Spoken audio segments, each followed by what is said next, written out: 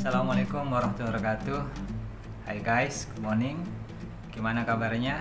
Saya harap kalian selalu dalam kondisi yang baik, sehat, dan siap untuk belajar.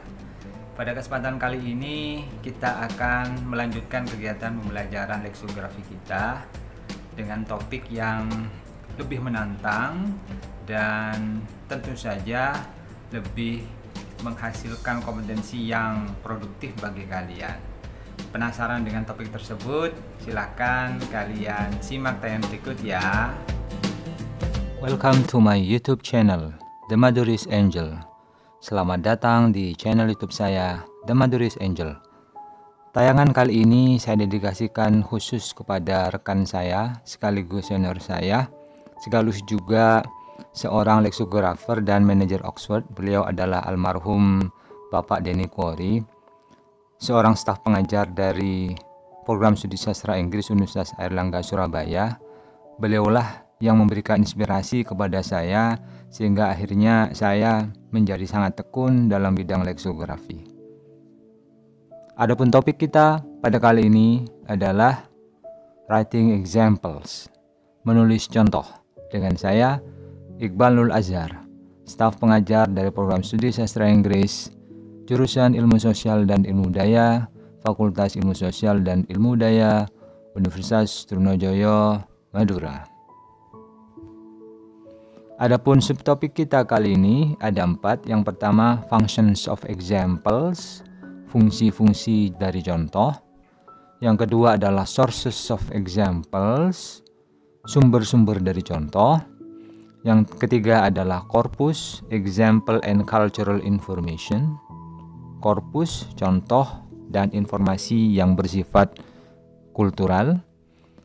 Yang keempat adalah what makes a good example, apa yang membuat contoh itu menjadi baik.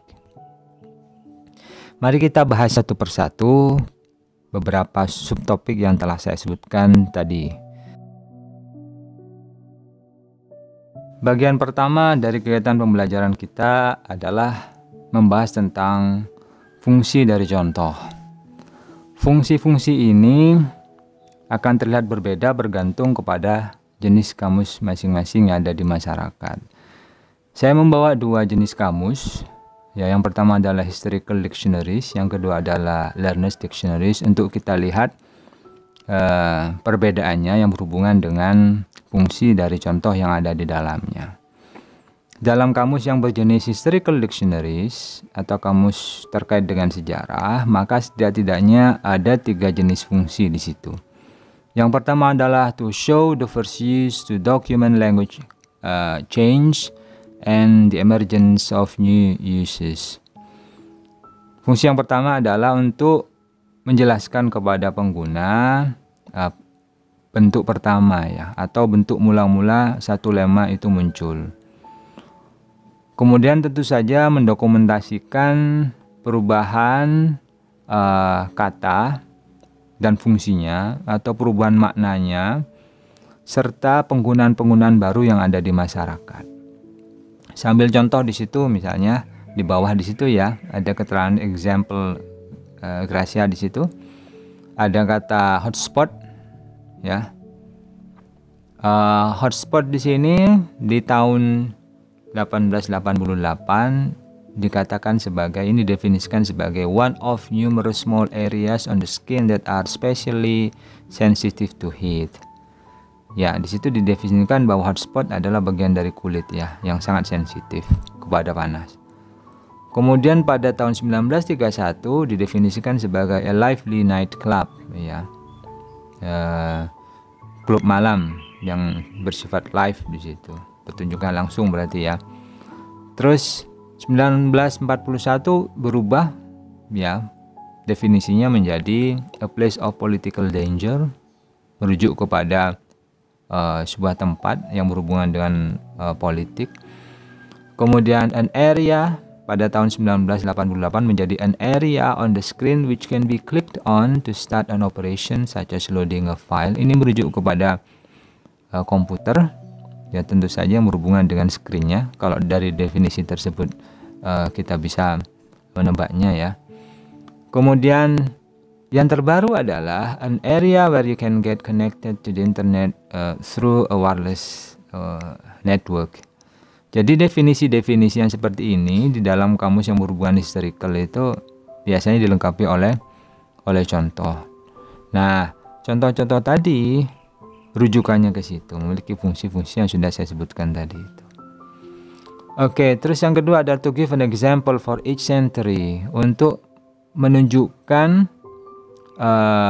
contoh yang muncul setiap masa, dalam artian untuk membedakan contoh ini di masa ini, contoh ini muncul di masa yang lain. Seperti yang sudah saya sebutkan tadi yang terkait dengan hotspot tadi itu. Tiap masa berbeda penggunanya.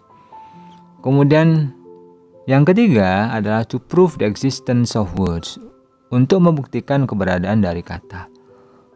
Nah, biasanya lexicographers ini ketika kemudian mereka mengambil contoh, kebanyakan menggunakan teks-teks yang sifatnya tertulis karena ini yang lebih mudah. Seperti misalnya teks novel misalnya, atau misalnya surat kabar, atau teks-teks lain yang kira-kira bisa dipotong, di-clipping, disimpan dalam sebuah files ya, file system di situ ya. Nah, kata-kata yang atau lema yang ada di dalam kamus ini, jika kemudian tidak ada bukti empirisnya bahwa kata-kata itu muncul di masanya atau ada di dalam konteks yang nyata, maka bisa jadi mungkin akan dipertanyakan oleh orang banyak keorisinalannya. Tapi dengan kemudian lexicographers itu menunjukkan proses pemunculan kata itu di dalam perwujudan nyata dalam teks, tentu saja dalam contoh-contoh yang real di dalam teks-teks tersebut, maka pastinya pengguna tidak akan memiliki keraguan terkait dengan kebenaran atau originalitas dari kosakata tersebut. Nah, itu beberapa contoh yang bisa kita dapatkan di historical dictionaries, dan kita bisa kemudian memetakan fungsi-fungsinya yang ada di dalam kamus jenis ini. Adapun untuk learners dictionaries, kamus yang berhubungan dengan kegiatan pembelajaran atau kamus pelajar, maka contohnya mungkin memiliki fungsi yang berbeda. Di slide saya itu disebutkan setidak-tidaknya ada 4 ya. Ada 4 misalnya di situ ya. Yang pertama adalah to make clear meaning, untuk membuat makna itu menjadi lebih jelas ya. To support the definitions, untuk mendukung definisi, karena kadang-kadang seorang pembelajar itu ketika diberikan definisi, mereka itu kurang begitu ngeh kalau tidak ada dukungan dari contoh ya, contoh kalimat, tentu saja kalimat yang kalau bisa memang orisinal ada di teks-teks yang memang ada di masyarakat. Kemudian to show central and typical uses, untuk menunjukkan kepada pembaca terkait dengan lema tadi itu di dalam penggunaan, mana penggunaan sifatnya itu sentral, memang untuk di situ memang digunakan di dalam area itu, atau mana penggunaan yang sifatnya itu peripheral, intinya jarang-jarang dipakai oleh masyarakat. Nah, contoh-contoh itu menunjukkan fungsi ke arah situ. Kemudian to provide models for productions, juga menunjukkan kepada pengguna model-model untuk produksi. Dalam artian gini, kadang pengguna ketika tahu lema itu ya ingin menggunakannya di dalam kegiatan keseharian mereka kan butuh panduan juga. Nah, dengan melihat contoh-contoh tersebut, akhirnya mereka jadi paham, oh ternyata kata ini kalau dipakai di dalam komunikasi sehari-hari harus dalam konteks seperti ini, bentuknya harus begini. Ya, contohnya misalnya di situ ya, saya menggunakan kata crunch misalnya gitu. Crunch, ini kan kalau pembelajar pasti bertanya-tanya, apa sih itu crunch? Oh, ternyata crunch itu sebuah aktivitas ya, kegiatan apa yang melibatkan mulut misalnya. Oh, apa itu? Terus kan akhirnya perlu didetailkan. Kalau misalnya memang di contohnya itu sudah jelas, pasti dia akan bisa membedakan antara crunch dengan eat dengan chew. Ya, tiga hal tersebut itu merujuk kepada aktivitas yang melibatkan mulut. Ya, eat itu adalah makan, chew itu adalah mengunyah, crunch itu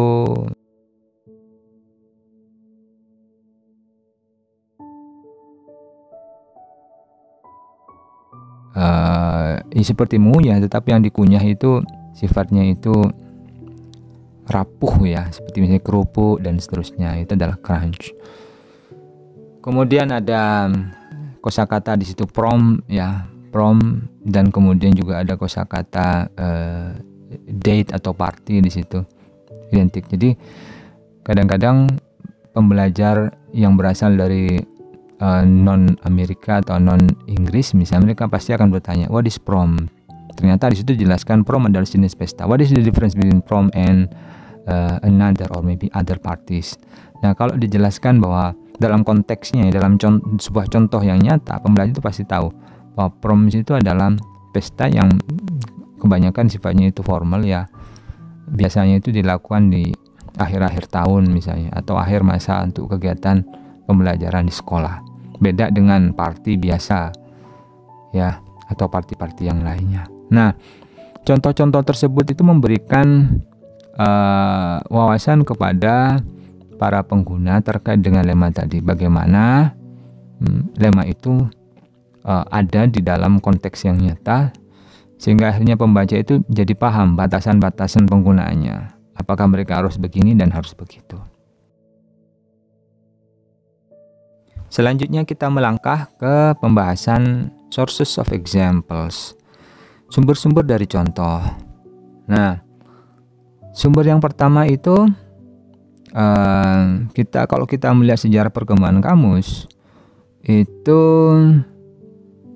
sumber pertama bentuknya itu pre-corpus ya, dalam artian bahwa sumber-sumbernya itu diambilkan dari teks-teks yang sifatnya original ya.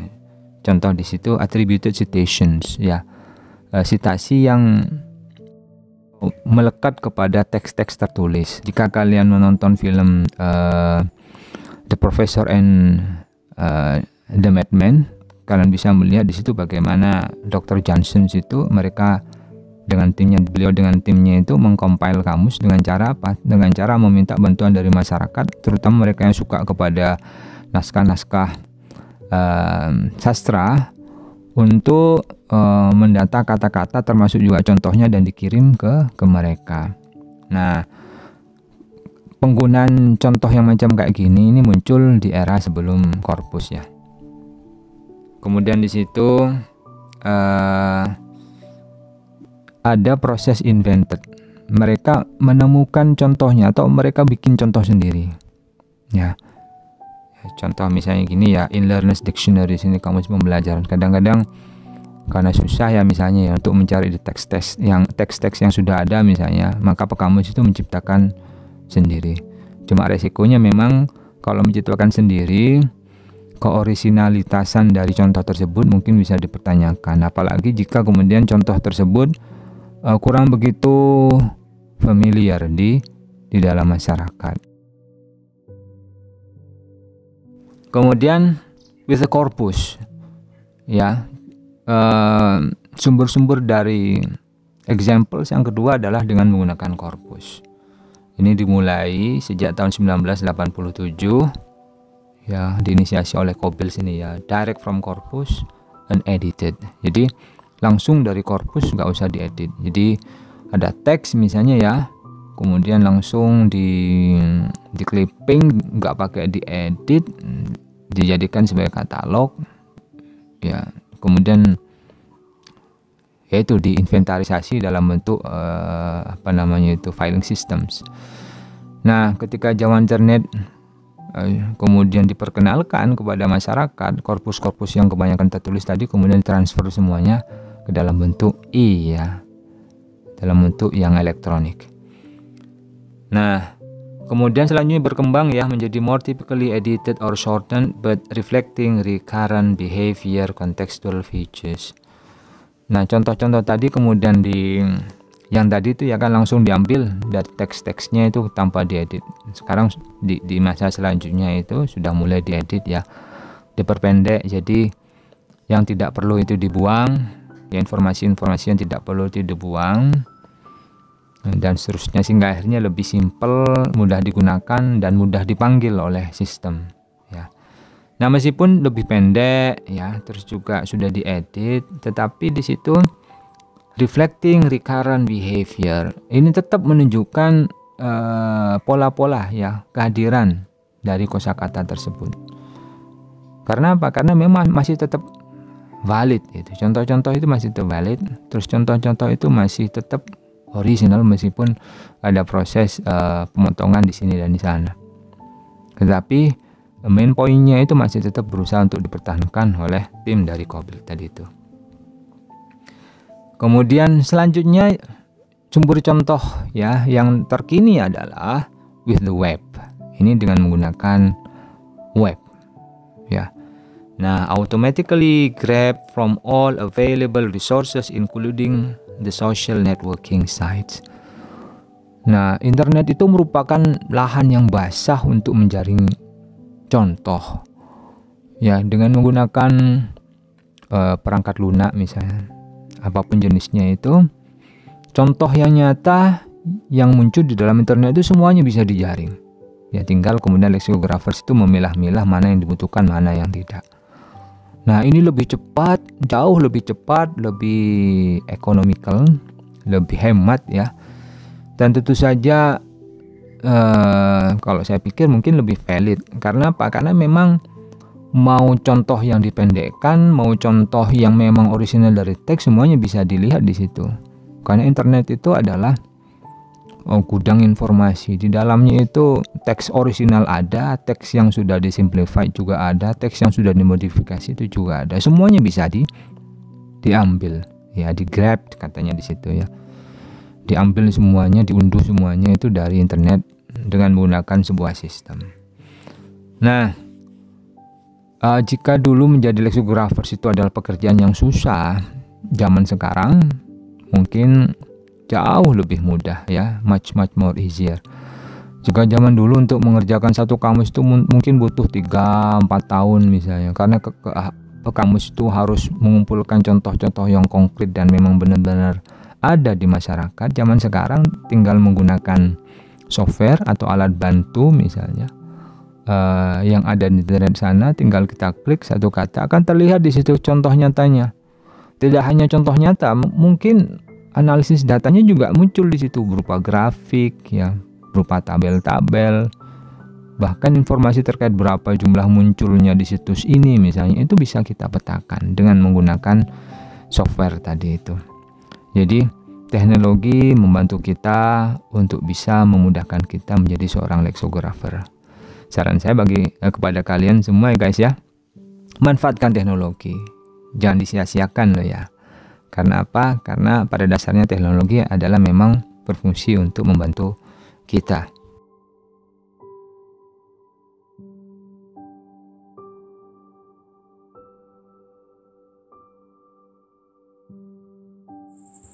Bagian selanjutnya dari materi pembelajaran kita adalah corpus example and cultural informations. Korpus, contoh, dan informasi yang berhubungan dengan budaya. Nah, sebelum kita membahas 3 hal tersebut secara detail, kalian harus memahami esensi dari korpus ya. Jadi di slide saya dijelaskan secara umum bahwa yang disebut sebagai korpus itu adalah a collection of written and spoken text ya, produced by a particular culture or a set of cultures. From those texts, information about the culture that produce the text can be gathered. Ya, sekumpulan dari teks tertulis dan juga lisan yang dihasilkan oleh satu kebudayaan tertentu atau sekumpulan kebudayaan, yang mana dengan melihat teks-teks tersebut, informasi yang berhubungan dengan kebudayaan tadi ya, kemudian yang menghasilkan teks tadi can be gathered, bisa dikumpulkan. Jadi begini, kalau kita melihat dari definisinya tadi, bahwa korpus itu adalah written and spoken text. Jadi semua teks-teks yang tertulis ya, dan juga dalam bentuk oral atau spoken yang dikumpulkan untuk tujuan tertentu. Misalnya gini, untuk tujuan mengetahui kebudayaan ya, misalnya kebudayaan orang Amerika misalnya, kira-kira teks apa itu? Ya, teks-teks yang berhubungan dengan itu. Kalau tertulis misalnya bisa ditemukan di National Geographic misalnya ya. Kalau misalnya spoken bisa ditemukan di BBC misalnya ya, atau Voice of America misalnya ya. Yang mana kemudian itu direkam ya. Kemudian kalau yang tertulis ya dibuatkan katalog misalnya kalau zaman dulu ya. Kalau sekarang mungkin dipindahkan dalam bentuk soft ya. Demikian juga yang spoken tadi juga. Kalau dulu kan cuma direkam kemudian dalam bentuk kaset ya. Sekarang sudah dalam bentuk file-file segala macam. Itu adalah korpus. Nah, saya katakan karena berhubung itu adalah data yang sifatnya actual ya, maka bisa kita katakan bahwa sebenarnya korpus itu adalah data empirik ya, atau data yang memang benar-benar ada. Jadi andai kata kita misalnya ingin mengetahui konteks dari sebuah kata, dalam artian bagaimana kata itu digunakan oleh masyarakat secara real, ya kita ngelihatnya ke korpus tadi. Contoh misalnya ada satu kata awkward misalnya. Ya, kata awkward itu penggunaan sebenarnya kayak bagaimana sih? Nah, andai kata misalnya kita punya koleksi korpus yang berhubungan dengan bahasa misalnya, kita tinggal telusuri kembali tuh kata awkward itu muncul di mana saja. Misalnya, ada di kamus, ada di novel misalnya, novel apa misalnya halaman sekian misalnya. Ada di sebuah majalah misalnya ya, majalahnya halaman sekian dan sekian misalnya. Ada dalam rekaman misalnya, rekaman presiden siapa misalnya. Nah, tinggal bisa melihat di situ. Jadi andai kata kita misalnya ya ingin masukkan kata awkward ke dalam kamus kita tidak perlu mengarang-arang contoh, karena contohnya memang sudah ada di korpus tersebut. Tinggal ambil saja, nggak perlu kemudian harus dimodifikasi misalnya. Terus apalagi kemudian harus diolah, terus dibuat-buat supaya kesannya sophisticated, supaya keren. Enggak, karena memang itu adalah data nyata ya. Daripada kita mengarang-arang yang belum tentu, misalnya orang sana itu menggunakan awkward seperti itu, kan lebih baik kita ambil dari source yang originalnya, itu lebih bagus. Oke, saya punya kasus nih ya, case study misalnya ya. Ada sebuah kasus yaitu how has the word marriage been used in Britain? Bagaimana kata marriage itu dipakai di Inggris? Kira-kira kalian punya ide enggak? Cara mengetahui bagaimana kata marriage itu digunakan ya oleh orang-orang Inggris. Nah, susah kalau kita menelusuri satu persatu ya guys ya.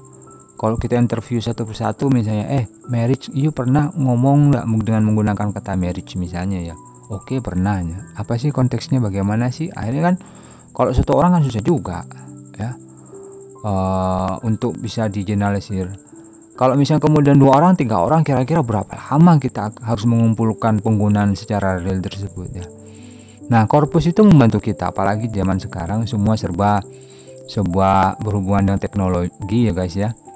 Kalau dulu kan sifatnya manual ya, motong sini, motong sana, ngumpulkan sini, ngumpulkan sana, clipping sini, clipping sana. Kalau sekarang kita pakai software, tinggal softwarenya diaktifkan, semua yang ada internet itu bisa disedot di situ, semuanya berhubungan dengan kata marriage. Dari situ kita hari ini bisa mencari pola-pola kata marriage itu sebenarnya bagaimana sih digunakan. Nah, saya ingin mengenalkan kepada kalian ya, ada satu sumber dari korpus yang disebut sebagai The Bank of English. Di situ ya, di slide saya, The British Corpora in the Bank of English. Jadi kalau korpus itu adalah singular guys, kalau plural adalah corpora. Berarti lebih dari satu korpus ya. Jadi kumpulan dari korpus. Nah, yang ingin saya minta kepada kalian, kalau misalnya kalian mahir di dunia internet, cobalah akses ya The Bank of English di situ ya. Kalau misalnya kalian punya link ke situ, kemudian klik di situ, cari penggunaan kata marriage di situ. Nah, sebenarnya saya sudah menyiapkan kepada kalian terkait dari penggunaan kata marriage di The Bank of English. Tapi kalau kalian melakukan itu sendiri, kegiatan pencarian itu sendiri, itu lebih baik. Ya, so what is the Bank of English? Bank of English itu apa? Bank of English itu sama seperti bank konvensional ya, yaitu tempat untuk menyimpan uang ya, tempat untuk mengumpulkan uang, intinya tempat di mana uang berada. Bank of English itu adalah tempat di mana bahasa Inggris, kata-kata dalam bahasa Inggris, kalimat-kalimat dalam bahasa Inggris itu dikumpulkan ya, untuk kemudian dimanfaatkan sedemikian rupa di masa yang akan datang. Jadi memang orang yang mengelola Bank of English ini adalah orang yang concern kepada bahasa Inggris.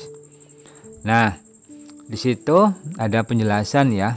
Saya ambilkan dari satu source di situ ya, yaitu dari ini saya ambilkan dari Wikipedia karena paling cepat ya. Yang disebut sebagai The Bank of English itu adalah a representative subset of the 405 billion words Cobalt corpus, a collection of English text. Jadi Bank of English itu sebenarnya adalah sumber data dari kamus Colin Cobalt ya, atau di situ Cobalt. Cobalt itu sebenarnya asal dari Colin Cobalt ya, karena memang koordinator atau bisa jadi mungkin lead untuk pembuatan kamus Cobalt itu adalah seorang yang bernama Collins di situ. Kalian bisa cek di situ di internet ya terkait dengan Collins di situ. Nah, Cobalt sendiri itu berasal dari Collins, terus B-nya itu Birmingham ya, U-nya itu University International Language Database. Jadi Universitas Birmingham itu sejak dari zaman dulu memang tertarik untuk mengumpulkan banyak hal ya, informasi berhubungan dengan bahasa Inggris dikumpulkan dalam satu filing system. Nah, akhirnya dipakai oleh Colin Cobalt sebagai bahan untuk menulis dictionary itu. Oke, itu jumlahnya itu ada sekitar 4.5 million words, 4,5 juta ya, juta kata di situ. Luar biasa banyak di situ. Dengan penggunaannya loh guys, bukan hanya kata saja, tapi dengan penggunaannya dalam konteks yang real ya, tidak hanya sekedar kata saja, tetapi dengan penggunaannya itu luar biasa. Di Indonesia yang mungkin punya seperti itu kayaknya tidak banyak ya, tapi bisa jadi KBBI ya guys ya. Para lexicografer yang menyusun KBBI yang ada di Jakarta sana mungkin punya ya Bank of Indonesian tadi itu, Bank of Indonesian, tapi saya tidak yakin jumlahnya akan sebanyak Colin Cobalt karena memang mereka sejak dulu guys ya tertarik di situ. Sedangkan KBBI ini menggunakan jaringan atau sistem yang canggih ini tidak terlalu lama, sekitar 10-15 tahun ya akhir-akhir ini. Oke, tapi untuk pastinya silakan kalian bisa akses ya KBBI online. Kemudian jika di situ ada alamat yang berhubungan dengan editor atau apa misalnya chief di staf pimpinan redaksi, silakan kalian bisa nanya-nanya di situ. Ya, di situ disebutkan bahwa these are many British in origins but contain from North America, Australia, ya, New Zealand, South America, and other Commonwealth countries is also being included. Jadi disebutkan di situ kosakata itu diambilkan dari Inggris ya secara umum, tetapi konten-konten informasi dari Amerika, Amerika Utara ya. Kemudian di situ Australia, terus juga New Zealand, terus juga Afrika Selatan, kemudian negara persemakmuran lainnya juga dikumpulkan. Nah, kenapa kok kemudian sampai datanya itu sebegitu luasnya? Karena ada kemungkinan ya bahwa kamus tersebut bisa jadi mencantumkan hal-hal yang berhubungan dengan dialek, misalnya aksen dan seterusnya. Nah, bahasa Inggris kan dituturkan di hampir 2/3 ya lokasi yang ada di dunia. Nah, dengan mengumpulkan dari wilayah yang cukup luas itu, kita bisa melihat bagaimana variasi bahasa Inggris itu sebenarnya.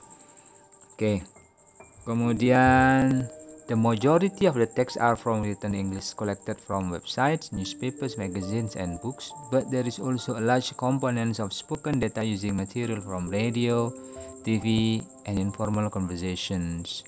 Ya, the Bank of English totals di situ 650 million running words, and then copies of the corpus are held both at HarperCollins Publishers and the University of Birmingham. The version at Birmingham can be accessed for academic research. Nah, kalau kita melihat informasi di sini ya, memang mayoritas di situ ya teksnya adalah teks tertulis. Ya, diambilkan dari website misalnya, terus juga surat kabar, magazine ya, majalah ya guys ya, terus juga ada buku-buku. Tapi juga di dalamnya terdapat spoken data ya, data yang tertulis atau data lisan yang diambilkan dari radio, dari televisi misalnya, terus informasi percakapan informal dan sejenisnya ya, dan banyak yang lain ya. Nah, Bank of English ini mengelola hampir 650 juta kata ya. Ya. Ada 650 juta kata. Nah, kopi, jadi versi dari korporat tadi itu dikelola oleh dua. Yang pertama itu HarperCollins Publishers. Nah, di sini kalau kita lihat bahwa ada publishers namanya HarperCollins. Nah, kalau kita melihat Collins di sini, bisa jadi mungkin Collins di sini adalah pimpinan atau pengelola dari penerbit ya. Dan sebagian dari sebagian dari kopi tadi, atau bahkan mungkin satu kopi versi yang lainnya itu dikelola oleh University of Birmingham, Universitas dari Birmingham. Nah, kemudian the version of Birmingham can be accessed. Versi dari yang ada di Birmingham itu diakses ya untuk tujuan akademik. Ini luar biasa Birmingham itu ya. Jika kalian misalnya pengen tahu betapa kayanya kosakata dalam bahasa Inggris, misalnya tidak puas misalnya hanya dengan melihat internet, kalau kalian ada kesempatan, kalian bisa datang ke Birmingham University di Inggris sana, kemudian kalian bisa cari-cari informasi tersebut bisa jadi mungkin ya ke bagian International Relations di situ ya, atau International Relations Office di situ, dalam rangka untuk mencari petunjuk di mana yang lokasi dari The Bank of English. Nanti pasti dari pihak sana akan menunjukkan kepada kalian, oh kantornya di sini. Nah, terus kalian bisa tanya-tanya bagaimana kalian bisa mengakses data-data yang ada di situ. Dan untuk tujuan akademik sepertinya they would be welcome for you ya. Mereka akan sangat welcome karena memang tidak ada satupun, kalau berhubungan dengan kosakata guys ya, kayaknya kosakata yang seperti ini mungkin tidak akan beresiko ya, sehingga akhirnya mungkin nothing tulus bagi mereka untuk membuka itu, kecuali kalau misalnya isi dari dokumen mereka berhubungan dengan rumus-rumus yang berhubungan dengan paten dan seterusnya. Tapi kalau hanya sekedar melihat tentang kosakata, sepertinya kalian akan diberikan akses yang seluas-luasnya di situ. Tapi bisa jadi mungkin ada bagian-bagian di situ yang mungkin ada batasan ya, limitations. Misalnya bisa jadi mungkin percakapan dari tokoh yang terkenal yang memang sifatnya itu secret, mungkin itu dibatasi. Nah, saya belum pernah ke sana, mudah-mudahan kita punya kesempatan ke sana ya. Tapi saya memang termotivasi kalau misalnya suatu ketika nanti ada kesempatan ke Inggris, saya akan pasti berangkat ke Birmingham untuk bisa mengunjungi The Bank of English ini. Oke. Nah, the British Corpora in The Bank of English. Kita bicara tentang korpora ya, kumpulan dari korpus-korpus yang ada di Bank of English. Itu ada kodenya bergantung kepada source-nya guys ya. Jika kalian ketemu misalnya korpora tertulis di situ Today, berarti di situ diambilkan dari Today tabloids ya. Ada Sun Now di situ, The Sun and News of the World tabloids. Berarti Sun Now itu ya berasal dari tabloid The Sun and News ya. The Sun of News of the World. Terus ada BR Books di situ, British Books. Nah, diambilkan dari British Books, Scientific and Popular. Nah, ini sumber-sumber dari korporat tadi itu. Ada Times, berarti korporanya berasal dari Time Magazine ya, atau Time Newspapers. Ada BRMAGS ya, BRMAGS ini British Magazine yang diambilkan dari situ, berarti korporanya. Ada Guardian Newspapers, ada Indie, ada Economic Newspapers, ada Brevums, British Ephemerals ya, contohnya misalnya ads, booklets and so on misalnya. Ada BBC, ini yang spoken guys, dikasih kode BBC Radio, berarti korporanya itu diambilkan dari BBC ya guys ya. Ada BRS Book, the British Spoken Language, ada Newsci di situ, New Scientific Magazines. Nah, jadi korporanya ini kalau dilihat dari sumbernya bisa dalam bentuk written, yang kedua dalam bentuk spoken. Tapi kalau kita lihat kebanyakan memang dari written ya guys ya, karena sumbernya kebanyakan dari tabloid, majalah dan seterusnya. Oke, kita lihat kembali lagi ke case kita.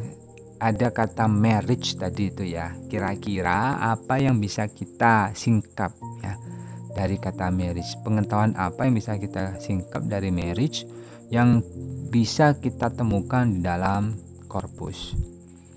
Oke guys, case tadi the word marriage di situ ya. Jadi yang paling kiri itu ada korpus. Nah, itu sesuai dengan kode-kodenya tadi guys ya. Ada Today, ada Sun Now, ada BR Books, ada Times, ada BR Max di situ, ada Guardians, Indie and so on ya. Nah, kata marriage itu ya, itu kita bisa melihat di situ. Misalnya di Today tadi itu ya, atau Sun Now. Itu munculnya berapa kali di situ. Ya, ternyata di situ ada yang Today munculnya 4935, ada Sun Now di situ 752 dan seterusnya sampai New Science ya 68. New Science itu New Science ya. Ini kan berhubungan dengan science ya.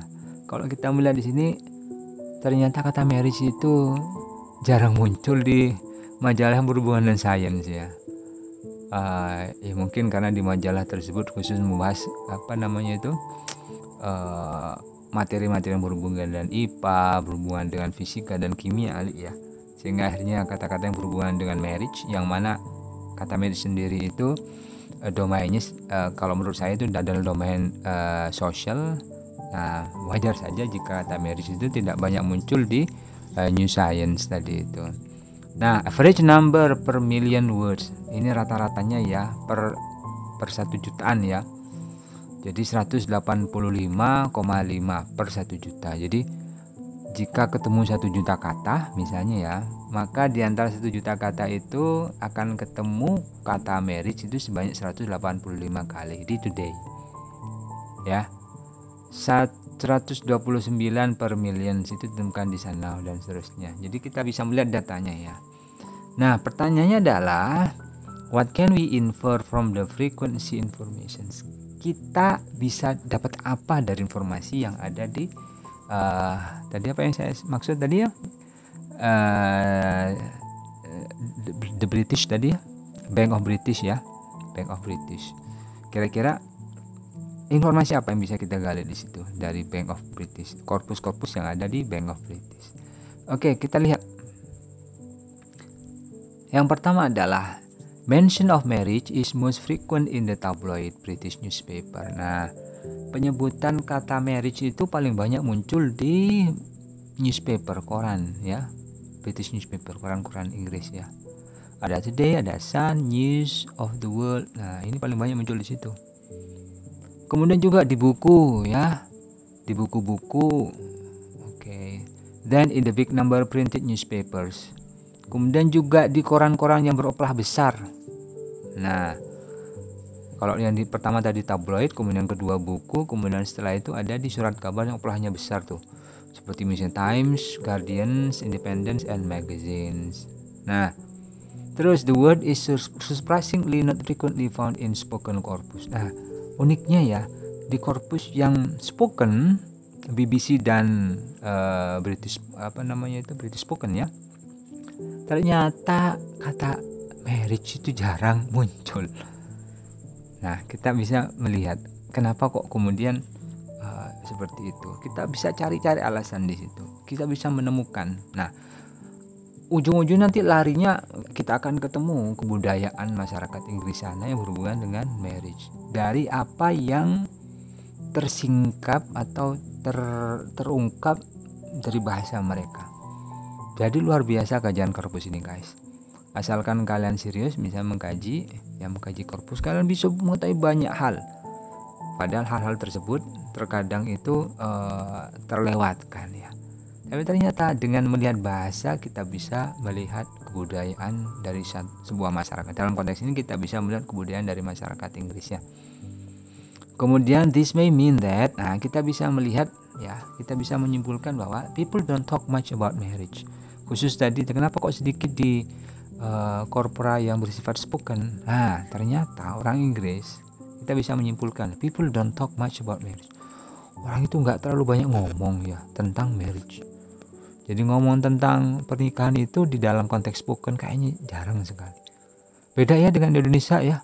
Kalau Indonesia perasaan setiap kali kita ketemu teman lama mesti ditanya sudah nikah belum misalnya.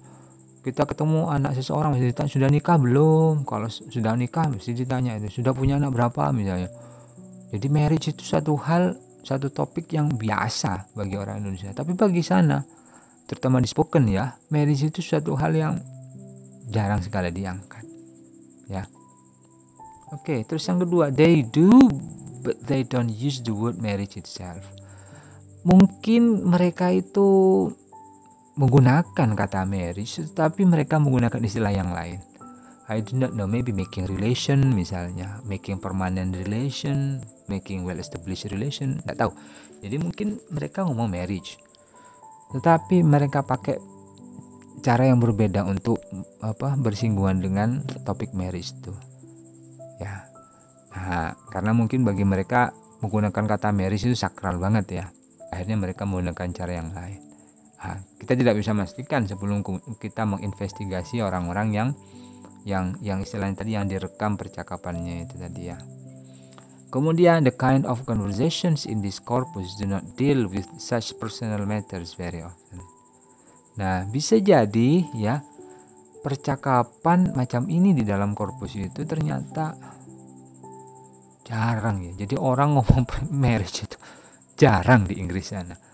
Saya tidak tahu, ini kebudayaan loh guys. Sekali lagi, this is about culture and this is not Indonesian culture, this is British culture, British people culture. Ya, setiap kebudayaan kan pasti punya ciri khas. Nah, dalam konteks ini ciri khasnya orang Inggris adalah mereka jarang sekali ngomong tentang marriage.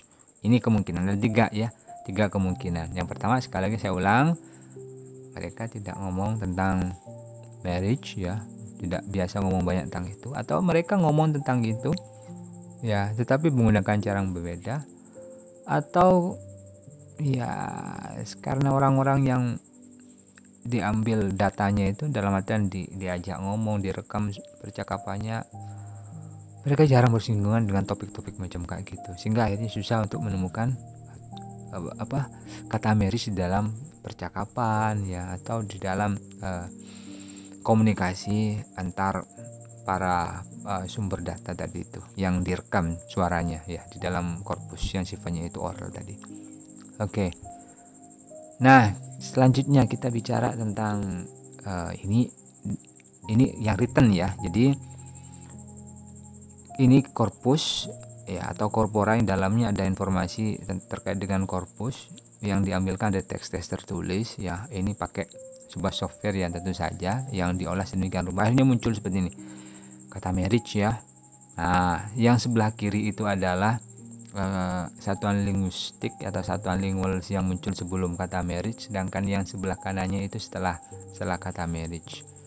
Jadi ketika kita melihat sebarannya seperti ini, ada hal lain enggak yang bisa kita inverse atau bisa kita singkap di situ? Kalau tadi kan sudah ya dilihat dari data sumberan tadi. Nah, sekarang kalau datanya ketemu seperti ini, ada enggak ya? Ada pertanyaan dari saya itu, what can we infer from the concordance lines regarding the image of the word marriage? Jadi ada kata marriage dalam konteks. Nah, jika kita amati secara seksama, maka kita bisa menemukan pola-polanya ya. Nah, kita lihat kira-kira apa saja pola-polanya. Oke, saya minta kalian amati ya, saya kasih waktu sekitar 30 detik. Nah, ada di situ, and after more than 20 years old marriage ya. 20 years old marriage, Macallan left her for another. Oke. Contohnya jelek banget yang pertama ya. Setelah 20 tahun menikah, Macallan kemudian meninggalkan ya dia untuk orang lain ya. Most people would run from a marriage that had so seriously. Ini juga kesannya kok kayaknya marriage itu sesuatu yang serius ya, sesuatu yang bermasalah di situ. Nah, her stepfather in 1973, before her marriage she had been an extremely high bla bla bla. Ini stepfather. Oh my god. Ini benar-benar luar biasa. Kita bisa menyingkap kebudayaan yang luar biasa di marriage itu bagi orang Inggris. Ternyata hal-halnya sifatnya itu benar-benar serius ya. Ada perceraian di situ, ada stepfather, terus juga ada sesuatu yang serius. Nah, oke. Sudah ya waktunya ya. Waktunya sudah lebih dari 30 detik tadi. Nah, kita lihat. Nah. Oh ya, ternyata di sini kita bisa mengatakan yang lain ya. What can we infer from the collocations of the word marriage? Nah, collocations ngerti ya, kata yang muncul bergandengan dengan kata marriage ya. Dari daftar tadi yang sebelumnya itu kemudian kita petakan kira-kira kata yang muncul sebelum dan sesudahnya ya.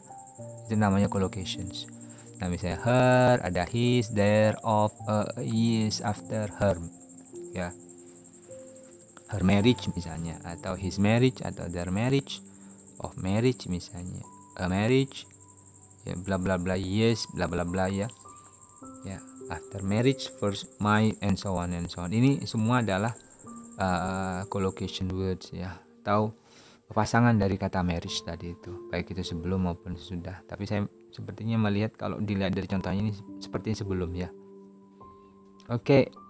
Nah, saya minta kalian kemudian dari collocations tadi itu divide the words into the following groups. Coba bagi-bagi ya daftar kata tadi itu yang muncul sebelum marriage tadi itu ke dalam grup ya, grup possessive misalnya ya. Words indicating a sequence or period of times, kemudian words to do with other relationships, and then word to do with a marriage ending, and then words indicating happiness and success. Ya, coba kalian klasifikasikan ya. Her misalnya kira-kira masuk kemana? Kayaknya masuk posesif ya. His masuk posesif, their masuk posesif. Nah, words indicating a sequence of or period of time masuk yes misalnya ya. Ada lagi nggak selain kata yes di situ? Oke, words to do with other relationships misalnya. Kata yang berhubungan dengan hubungan yang lain misalnya. Contoh misalnya children ya, marriage kan pasti menghasilkan children kan, hubungan antara orang tua dengan anak ya. Terus ada lagi nggak daughter misalnya ya. Terus words to do with a marriage ending. Kata-kata yang berhubungan dengan akhir dari pernikahan. Oh, ada divorce di situ ya. Terus ada break di situ. Susah ya kita menemukan kata positif di sini ya. Oh, ada di sini. Ini ada happy ya. Words indicating happiness and success. Lihat. Kata-kata yang mengindikasikan kebahagiaan dan kesuksesan cuma ada kata happy. Oke, kita lihat slide saya di situ. Petanya gimana ini? Nah, ini lihat. Possessive ya, his, her, their, may, she, our, your. Ya. Ini posesifnya ya. Words indicating a sequence of period of time, yes, after, first, before. Jadi ini ya. Dan kata yes tadi. Ternyata ada kata after, ada kata first yang pertama, and before. Selanjutnya words to do with other relationships. Nah, ya kata-kata yang berhubungan dengan relasi yang lain selain dari antara couples ya, husband and wife. Dan ternyata ada children and daughter. Terus words to do with a marriage ending, ada break, ended, and divorce. Ini break, ended, divorce. Oh my god, ini negatif ya. Negatif, semua putus, berakhir, cerai. Kemudian words indicating happiness and success, hanya satu happy. Yang lain-lainnya tidak muncul. Nah, what can we infer from the collocation of the word marriage? Dari sini apa yang bisa kita infer, kita singkap atau kita temukan ya dari data-data yang sudah ditampilkan tadi itu yang berhubungan dengan kata marriage. Coba saya yakin kalian mampu untuk memformulasikan itu. Kira-kira apa ya? Oke. Nah, saya bantu ya. Oke. A marriage is talk about something measured in years. Nah, ngomong tentang marriage itu kebanyakan ngomong ya seperti ngomong sesuatu yang bisa diukur. Ukurannya adalah tahun. Jadi kalau kita ngomong marriage itu bisa diukur nih dalam kacamata orang Inggris ya. Jadi identik dengan tahun. Berapa lama, berapa tahun kamu nikah itu. Jadi kita di data tadi tidak menemukan loh guys ya. Marriage seumur hidup misalnya. Ya, tahun. Gak ada marriage itu sampai terakhir ya saya sajikan kepada kalian. Kalian ketemu nggak selain kata years? Harusnya kan muncul kata decades misalnya ya. 1 dekade, ternyata years. Ya, bertahun-tahun itu aja. Alat ukurnya adalah tahun. Months nggak ada. Untung months nggak ada. Coba mungkin months itu tanpa mewujudkan. Marriage bagi orang sana itu hitungannya bulan. Apalagi kemudian days. Waduh, ini susah ini. Untung years ya. Jadi masih agak lama lah. Pengennya saya itu melihat ada data terkait dengan decades misalnya ya. Terus ada misalnya 100 years misalnya. Mungkin atau forever misalnya. Ternyata tidak ada di situ. Kemudian selanjutnya adalah words indicating women. Nah, kata-kata yang mengindikasikan kepada perempuan ada her, she, daughter are more significantly associated with marriage than those indicating men. Ya, even though men and women must get married in equal numbers. Ternyata her, she, daughter itu lebih diasosiasikan ke marriage ya. Jadi kalau kita ngomong her, she, daughter itu lebih dekat kepada kata marriage daripada his. Padahal secara logika laki-laki dan perempuan kan pasti akan menikah. Tetapi kalau dilihat dari data itu kebanyakan her, she, daughter itu malah identik dengan marriage. Bagaimana dengan his atau him? Kita kalau melihat di data itu sedikit banget ya. Nah, ini hal yang menarik lainnya ya, yang bisa kita singkap dengan pendekatan korpus tadi itu. Luar biasa kan? Oke, kita lanjut. Apalagi di sini yang kita bisa singkap? Words connected with the end of marriage are more numerous than those indicating happiness. Ternyata kata-kata yang berhubungan dengan end of marriage, ya, akhir dari pernikahan, divorce, terus apa tadi itu? Break misalnya. Yang negatif-negatif itu lebih banyak daripada happiness. Ujung happy dari pernikahan, yaitu kata happy tadi. Happy muncul 1, sedangkan yang negatif muncul ada 3 tadi itu. Divorce, terus break, terus apa lagi tuh. Nah, mungkin kalian masih ingat di situ ya tadi ya. Nah, akhirnya kita bisa melihat orang Inggris ketika bicara pernikahan itu yang ada dalam pikiran mereka itu endingnya jelek. Yang mereka takutkan itu seperti itu. Karena apa? Kalau misalnya mereka orientasinya positif, harusnya muncul happiness misalnya ya, togetherness misalnya, atau long lasting relations, harusnya yang muncul seperti itu, yang positif yang menyenangkan. Tapi ternyata kan tidak begitu dilihat dari data ya. Nah, further analysis of frequency data. Nah, kita lihat analisis selanjutnya berhubungan dengan tampilan dari data tadi itu ya. Referring to the previous case studies. Nah, words indicating women, her, she, daughter are more significantly associated with marriage than those indicating men, even though men and women must get married in equal numbers. Nah, ini sama sudah saya sebutkan dari tadi ya. Kata-kata yang mengindikasikan kepada perempuan tadi ya, her, she, daughter itu lebih dekat, lebih diasosiasikan dengan pernikahan daripada laki-laki, meskipun pada dasarnya laki-laki dengan perempuan kan sama-sama akan menikah, tapi ternyata enggak, porsinya lebih banyak ke perempuan. Nah, the question is it because the frequency of the word woman is higher than the word of the word man? Kenapa kok frekuensi perempuan itu lebih banyak ya diasosiasikan kepada pernikahan? Pertanyaannya adalah apakah perempuan itu jumlahnya his, her, daughter tadi lebih banyak daripada yang berhubungan dengan laki-laki? Ya. Kalau perempuan kan his, her, her, she, daughter. Ini kan perempuan dihubungkan dengan marriage. Ternyata muncul kok lebih banyak ke situ. Pertanyaannya adalah apa benar karena kata her, she, daughter itu lebih banyak jumlahnya daripada his? Sehingga akhirnya muncul kesimpulan seperti itu bahwa kata her, she, daughter itu lebih banyak berhubungan dengan kata marriage daripada his. Apakah demikian? Oke.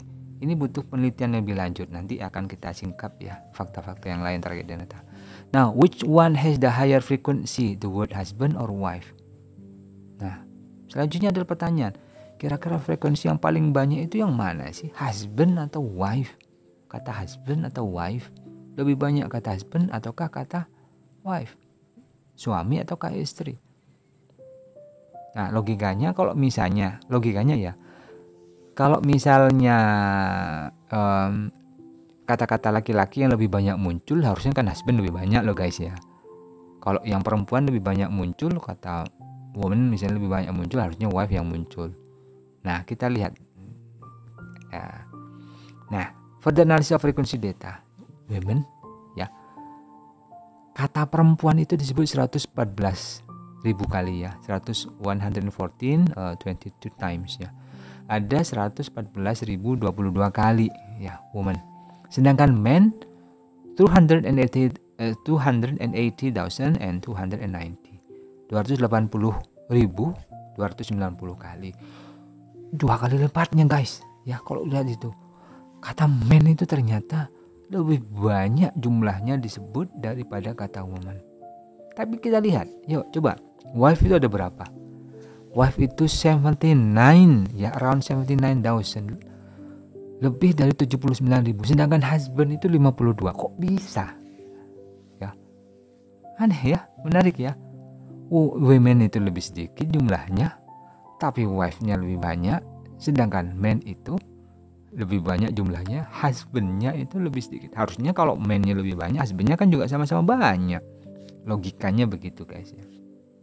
The question is, what is your interpretation? Nah, saya yakin kalian sudah muncul interpretasi. Oh, ternyata laki-laki itu ya susah untuk berkomitmen jadi husband. Bisa jadi mungkin kayak gitu ya intervensi kalian. Atau walah, ternyata cita-cita laki-laki itu tidak untuk menjadi husband, tapi menjadi yang lain ya. Atau ternyata laki-laki itu diasosiasikan tidak untuk pernikahan, tapi mungkin yang lain. Sedangkan yang perempuan, mereka itu lebih cenderung dekat kepada wife, kemudian juga marriage. Nah, ini fakta yang menarik guys. Kita bisa mengasosiasikannya tentu saja kepada kebudayaan orang British, karena memang data ini diambilkan dari korporanya orang Inggris sana. Oke. Nah, lagi ya. Ini kan sudah ya. Datanya sudah disebutkan di atas. Men are talk about men are talk about and written about twice as frequently that women are. Public discourse in English speaking countries is more concerned with men than with women. Nah, ya. Jadi apa yang kita bisa singkap dari sini, ternyata laki-laki itu lebih banyak dibicarakan daripada perempuan. Public discourse itu memperhatikan lebih laki-laki daripada perempuan. Jumlahnya ya dilihat separuhnya kok. Ya, perempuan itu separuhnya dari men. Men berarti 2 kalinya dari perempuan. Berarti kalau di situ kita bisa melihat public discourse. Ya, wacana publik itu kebanyakan tertuju kepada laki-laki. Ya. If we use this ratio, we would expect husband to be about twice as frequent as wife, but in fact the number of husband is only 2/3 that for wife. Nah, ini dia. Harusnya kalau dilihat dari jumlah ini, ya laki-laki kan lebih banyak jumlahnya berhubungan dengan husband, tapi ternyata malah perempuan itu malah laki-laki itu jumlahnya 2/3 dari perempuan. Yang perempuan itu 1, yang laki-lakinya 2/3. Lebih banyak sih perempuan ya yang berhubungan dengan wife. Ya. Jadi ini fakta-fakta yang bisa kita singkap dari korpora. Ya. Nah, when women are mentioned, they are much more likely to be mentioned as wives than men are likely to be mentioned as husbands. Dari data ini kita bisa menyimpulkan lagi satu hal, bahwa ketika perempuan disebutkan, mereka kecenderungannya itu disebutkan sebagai sebagai istri, daripada laki-laki disebutkan sebagai husband. Ya, sebagai seorang suami. Oke, ini temuan yang menarik. Oke. If we regard the Bank of English as representative of a culture, we can conclude that women are seen as less important of men. jika kita anggap Bank of English tadi, bank bahasa Inggris tadi itu sebagai representasi dari kebudayaan orang Inggris, maka di sini kita bisa menyimpulkan bahwa perempuan itu dipandang kurang penting dibandingkan dengan laki-laki. Buktinya apa? Laki-laki disebutkan lebih banyak, perempuan lebih sedikit. Terus yang kedua, laki-laki tidak kurang dirujuk kepada suami, sedangkan perempuan diberikan rujukan lebih banyak kepada istri. Jadi di situ intinya ya simpulan gini, oke lah, ada perempuan muncul ya dibicarakan, tetapi cukuplah perempuan itu menjadi wife saja. Nah, biarkan laki-laki itu berkiprah di bidang yang lebih luas, nggak harus selalu menjadi seorang husband atau suami. Jadi mungkin itu kata kasarnya seperti itu ya, kasarannya seperti itu. Oke, what makes a good example? Ini lanjutan ya, terkait dengan contoh. Ya, kalau tadi kan data-data seputar korpus. Sekarang kita lanjutkan ke examples. Ya, kan tadi ada 3 hal tuh ya, korpus, terus setelah itu examples, terus setelah itu yang selanjutnya adalah terkait dengan cultural information, ya, information related to culture. Nah, what makes a good example? Contoh yang baik itu bagaimana? Apa yang membuat satu contoh itu dikatakan baik? Yang pertama adalah natural and typical. Ya, sangat alami dan sangat typical. Ya, di situ disebutkan hal-hal yang dikatakan sebagai natural and typical ada reflects frequent patterns of usage, merefleksikan pola-pola ya yang sering muncul di situ. Itu adalah contoh. Jadi jika kalian bikin contoh di dalam kamus kalian, pastikan contohnya itu ya, make sure that your example itu ditemukan di dunia nyata, digunakan di dunia nyata. Kalau contoh kalian ternyata nggak dipakai di dunia nyata, berarti example-mu itu kurang baik. Ya, makanya korpus itu membantu kalian. Ini loh contoh yang memang dipakai di dunia nyata. Makanya diambil, dijadikan sebagai contoh dalam kamus. Susah kalau kalian misalnya itu tadi, ya, berisiko sekali kalau kalian buat contoh ternyata diteskan di korpus, loh kok malah contoh kalian itu kesannya aneh karena orang nggak pakai kayak begitu. Kalau juga kalian bikin contoh orang yang menggunakan kamus kalian mengernyitkan kening gara-gara contoh kalian itu aneh dan mereka jarang dengar. Oke, conforms to observable grouping of words. Itu ya. Di situ kita bisa melihat bahwa yang disebut sebagai natural and typical itu adalah menguatkan atau memberikan semacam gambaran secara detail, pengelompokan kata ya yang bisa diobservasi di situ. Ya, misalnya kata ini ya, kata marriage tadi itu identik dengan ini. Ada kata her marriage, his marriage dan seterusnya. Lah, dengan menggunakan korpus tadi itu ya, kita bisa melihat di situ. Nah, guys, jika kalian membuat contoh ya pastikan macam kayak gitu. Ya. Jadi sesuai dengan apa yang ada di korpus, karena korpus itu adalah memang penggunaan yang sebenarnya. Kalau kalian bikin misalnya marriage, ternyata kalian campurkan marriage dengan kelompok kata yang tidak biasa muncul di kehidupan sehari-hari, orang pasti akan mikir marriage dengan apa misalnya ya. Marriage dengan kata tadi saya sebut dengan kata awkward misalnya ya, marriage dengan kata awkward, padahal di situ tidak ada. Orang pasti akan ada contoh macam kayak gini. Itu ya agak sedikit aneh. Makanya sekali lagi ya, your example must conform to observable grouping of words. Kemudian avoid rare or creative uses ya, hindari ya penggunaan yang kreatif dan jarang. Karena apa? Orang pasti akan bingung ini contoh diambil dari mana ya. Nah, kalian harus Harus hindari itu, karena apa? Ketimbang kalian nanti ditanya, ini bener ndak contohnya ini? Kok kayaknya aku belum pernah tahu ini.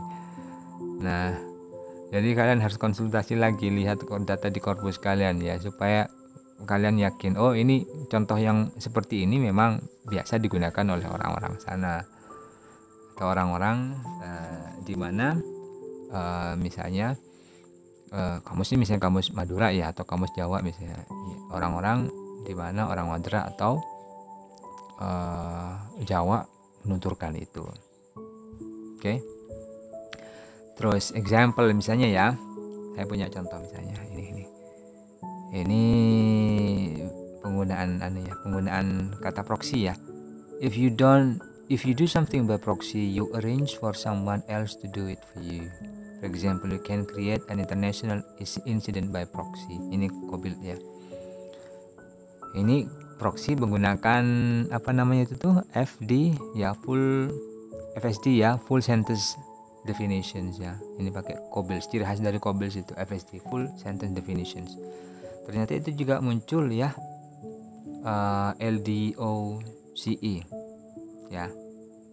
Ada kamus yang lain di situ. If you do something by proxy, you arrange for someone else to do it for you. You can vote by proxy. Nah, pertanyaan saya adalah, dua contoh tadi itu kan sebenarnya merujuk kepada proxy. Nah, kira-kira manakah yang menurut kalian itu lebih baik? Ya, apakah yang pakai COBILD atau pakai yang kedua, yang LDOCE?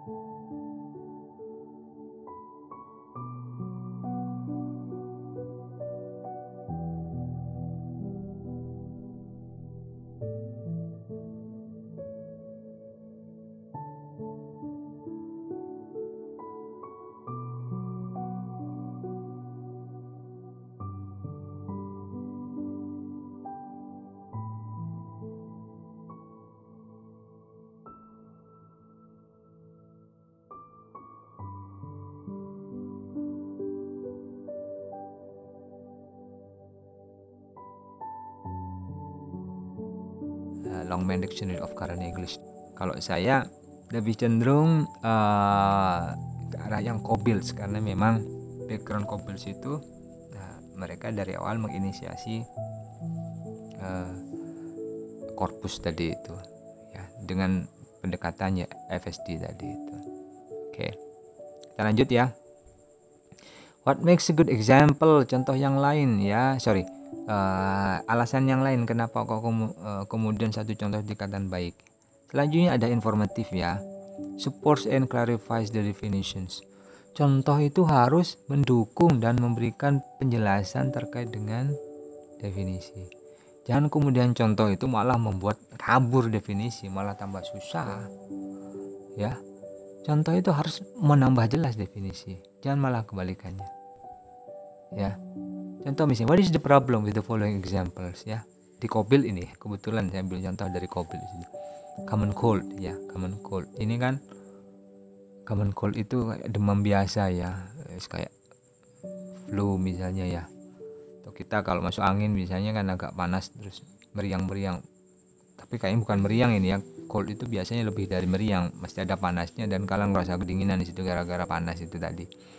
Nah, dijelaskan ya, mild illness ya. Common cold itu adalah mild illness ya, penyakit yang ringan. Mild itu ringan ya.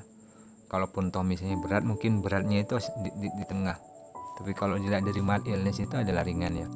Tapi contohnya itu common cold could kill her. Kok bisa gitu ya?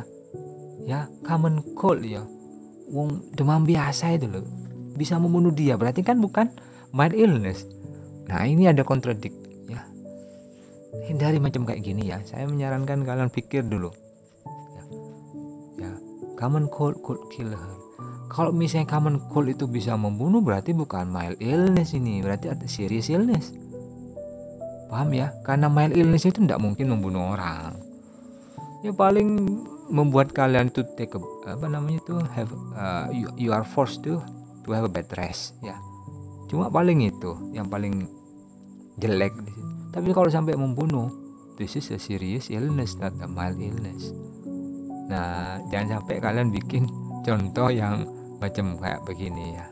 Pastikan contohmu itu mendukung tadi. Andai kata misalnya diganti, misalnya a common cold never kill someone atau never kill people, oh itu oke ya. Common cold misalnya demam biasa itu tidak pernah membunuh orang, nah itu cocok.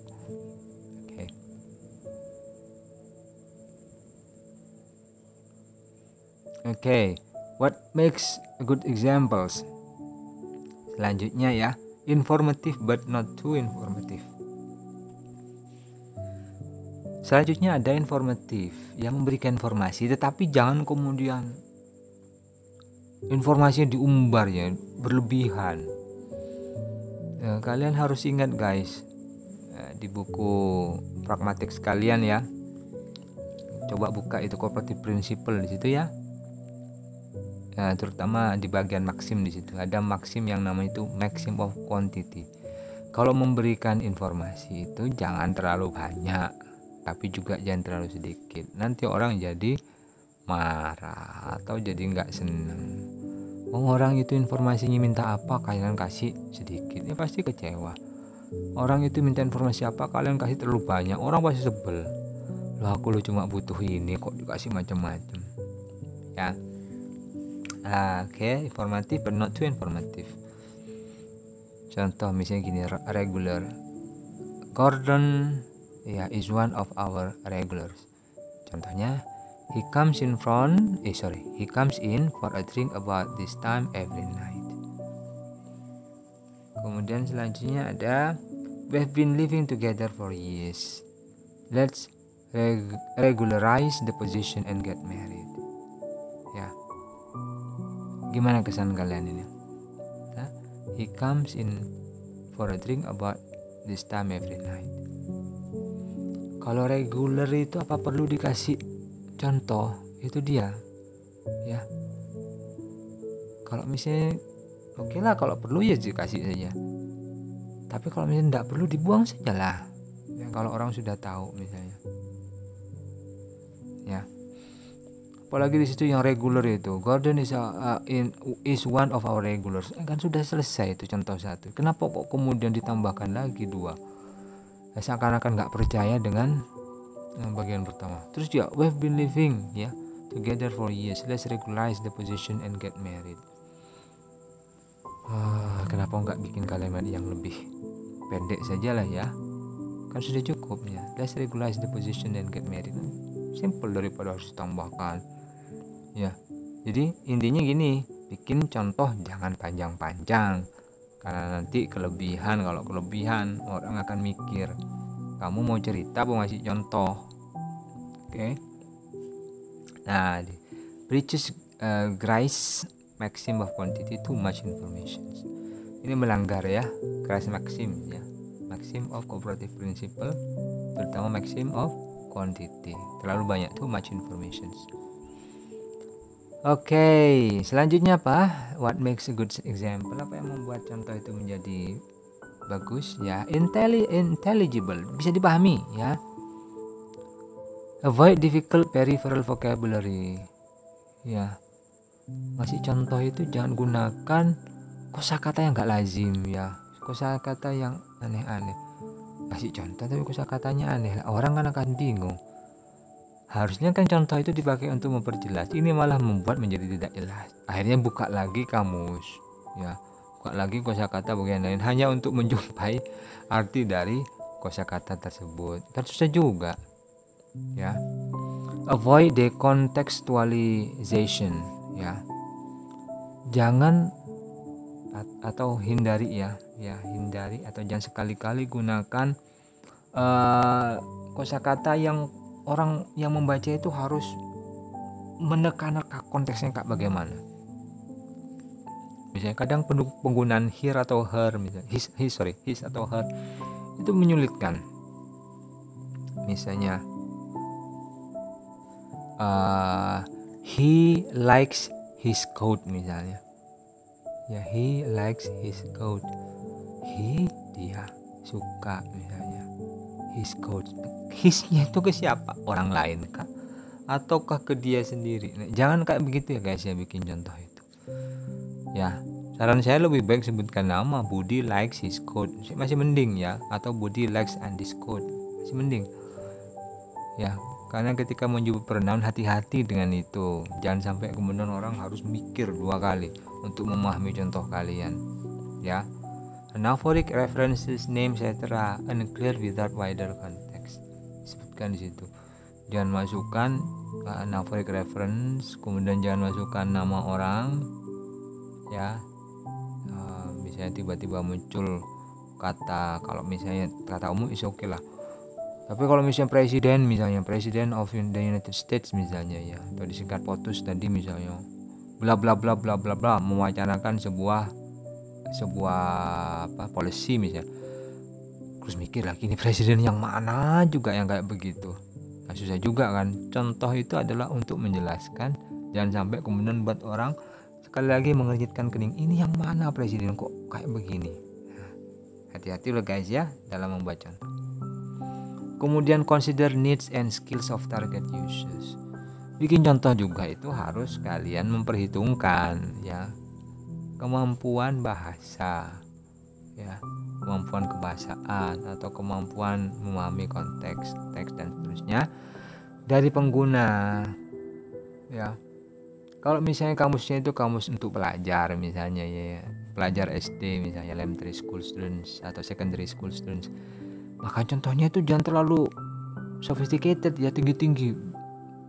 Bukannya kalian nanti memperjelas misalnya malah tambah nggak paham itu. Ini contoh kok ruwet banget sih misalnya. Memahami contoh saja kok susah banget. Ya, bisa dipahami ya. Beda kalau misalnya kamus kalian adalah kamus yang sifatnya itu particular atau kamus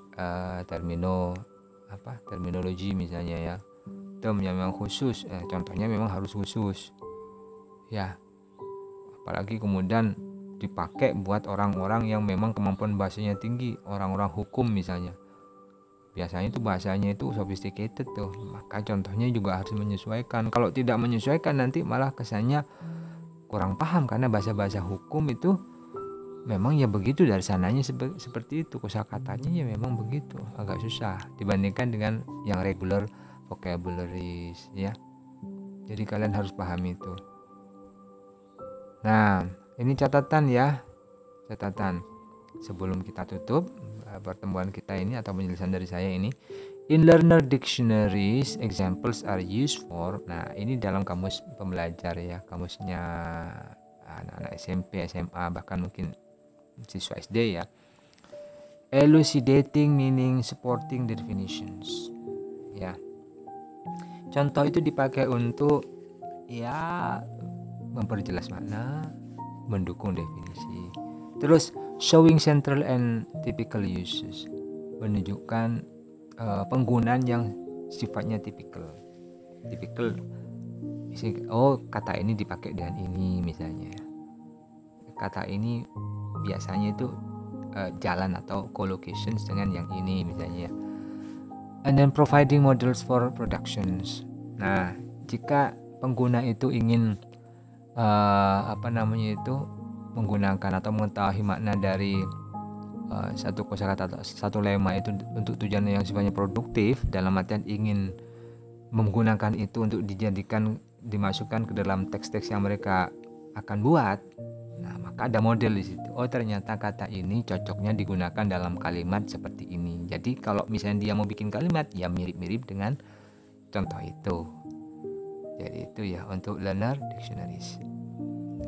Nah, Some words meanings don't need examples ini Randall 2010. Ada kata-kata yang nggak perlu diberi contoh kalau kata-katanya sudah jelas. Apple misalnya, itu nama buah, mau dikasih contoh apa? Ya, nggak usah. Terus apalagi misalnya finger, jari, mau dikasih contoh apa? Jari ya jari guys. Head misalnya, human, susah juga. Kalau dikasih contoh kan akhirnya jadi ini redundancy atau wordiness. Oke. Contoh misalnya gini ya. Sicilian, a person who comes from Sicily. Nah, kasih contoh a quarrel between two Sicilians. Nah, jadi disebutkan ini apa itu Sicilian? Siapa itu orang Sisilia katanya? Seseorang yang datang dari Sisilia misalnya. Nah, disebutkan a quarrel between two Sicilians. Ya, pertengkaran atau perkelahian yang terjadi antara dua orang Sisilia. Wah, langsung. Oh, ternyata orang Sisilia itu ternyata orang-orang bermasalah. Kalau lihat dari kalimatnya kan begitu. Jadi ketika disebutkan kata Sicilian itu identiknya dengan dunia kekerasan. Kayaknya ini begitu. Ya. Memang contohnya memang didesain seperti itu. Terus Brussels sprout di situ ya. Brussels sprout, a green vegetables. A green vegetables ya. Diterjemahkan Brussels sprouts itu adalah sayur yang warnanya hijau. Tapi kan juga tidak jelas ini, makanya ditambahkan dengan contoh. Most children don't like Brussels sprouts. Kebanyakan anak-anak itu tidak suka Brussels sprouts. Akhirnya kita bisa tahu, oh ternyata Brussels sprouts yang gitu loh ya. Kenapa begitu? Kita pernah makan sayur, ternyata ada sayur yang rasanya tidak enak, baunya tidak enak. Oh kayaknya ini. Jadi tambahkan contoh. Tapi ada kosakata yang memang tidak perlu yang seperti saya sebutkan tadi itu.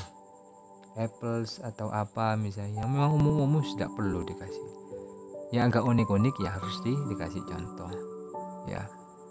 Mungkin Brussels sprouts bagi orang luar tidak perlu lah dikasih karena memang mereka sudah terbiasa. Tapi bagi orang Indonesia ini perlu. Ya. Jadi loh, apa itu sayur yang tidak disukai anak? Kan tinggal googling ya. Oh, ternyata sayur macam kayak gini. Oke. Nah, di situ disebutkan ya, Brussels sprouts ini saya kasihkan definisi ya. A kind of vegetable with shape similar to cabbage, sejenis kol ya, but round and mini, bentuknya bulat dan kecil. It is a subspecies of cabbage. People say that they originated from Brussels, Belgium. Yeah, many people don't like the vegetables because it smells unpleasant and tastes bitter. Ya, rasanya itu agak pahit. Terus juga warnanya itu tidak enak ya, makanya banyak orang nggak suka. Tentu saja, karena orang dewasa aja nggak suka, anak-anak apalagi. Jadi gitu. Oke. Nah, terus di sini ini Sicilians dan Brussels sprouts itu perlu diberikan contoh. Nah, ada contoh yang tidak perlu nih. Abo, an extremely offensive word for aborigine ya. Ada sebuah istilah yang memang akan mengganggu atau membuat marah orang-orang aborigin karena ini dianggap sebagai sebuah sebuah julukan yang kurang keren ya, yaitu abo. Nah, abo didefinisikan seperti itu karena orang sudah tahu, oh ini adalah nama julukan ya. Ya udah nggak usah ditambahi contoh, nanti malah jadi tambah aneh ya. Ya intinya abo, kalau orang aborigin dikatakan abo mereka pasti marah. Ya udah itu aja, jelas kok di situ definisinya. Malah dikasih contoh, jadi tambah aneh. Ya, no examples given. Makanya saya kasih keterangan itu. Oxford's Advanced Learner's Dictionary. No examples given. Because why? Because it's already clear. Ini sudah jelas. Ya, tidak perlu ditambahi lagi. Abo adalah julukan atau kata yang disematkan kepada orang-orang aborigin. Oke. Thank you. Itu adalah akhir dari presentasi saya dan sampai jumpa.